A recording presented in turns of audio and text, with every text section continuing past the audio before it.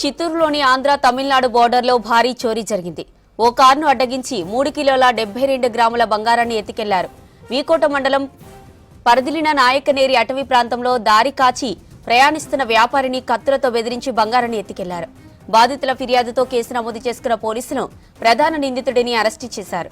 దాదాపు 3 కోట్ల విలువైన బంగారం కడ్డీలను పోలీసులు రికవరీ చేశారు. 2 రోజులుగా ప్రత్యేక బృందాలు నిందితుల కోసం గాలించి పట్టుకున్నాయి. చిత్తూరులోని ఆంధ్ర తమిళనాడు బోర్డర్లో భారీ చోరీ జరిగింది.